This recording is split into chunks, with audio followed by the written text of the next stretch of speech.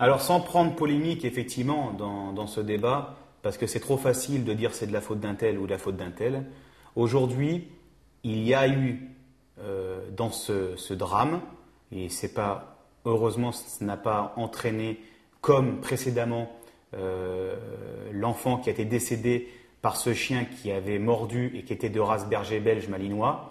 Encore une fois, il ne faut pas stigmatiser les races de chiens.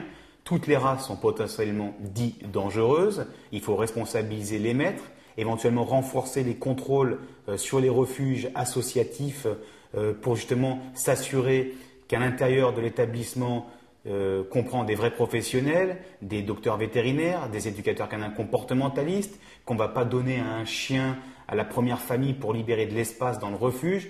Aujourd'hui, il faut savoir que la principale cause de l'abandon des animaux, c'est le manque d'éducation ou l'usure quand on n'arrive plus à résoudre ou à comprendre son animal.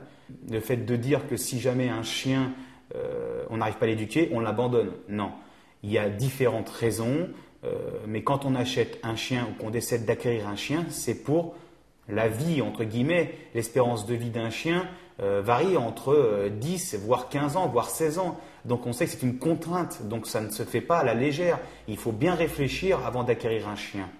Il est important dans cette affaire qu'il faut comprendre que le chien, par instinct de survie, durant une période critique où son ancien maître était décédé, pour subvenir à ses besoins, et justement mordu son ancien maître. Mais là, on est dans un instinct de survie, ce qui est tout à fait normal, comme sur les vidéos où je vous parle du développement de la hiérarchie à l'état sauvage. Maintenant, il est vrai qu'il faut faire attention. Il aurait fallu que déjà des contrôles et la déclaration de la morsure soient enregistrés auprès des institutions et au niveau des organismes compétents. Deuxièmement, le refuge en question aurait dû informer, s'il ne l'a pas fait ou s'il l'a fait, du passé de ce chien, tout en expliquant et en amenant sa touche de professionnel, en lui disant tout simplement au futur acquéreur de ce chien est-ce qu'ils avaient des enfants, etc. et d'informer que le chien avait déjà mordu.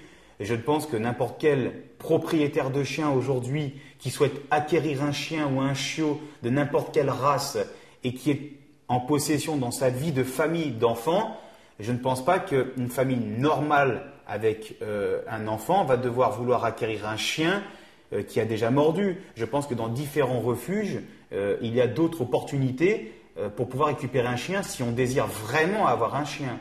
Alors on ne va pas dire c'est la faute de qui. Aujourd'hui, il faut laisser l'enquête qui est en cours et qui va justement peut-être amener des éléments qui pourront dire effectivement dans telle partie il y a eu des erreurs et dans l'autre partie il y a eu des erreurs. Nous, on est là pour informer les utilisateurs de dressemonchien.com que tous les chiens sont potentiellement dangereux et que si jamais vous acquérissez un chien et que vous n'avez aucune compétence, on vous invite à contacter les éducateurs canins comportementalistes qui pourront résoudre et vous apporter des conseils.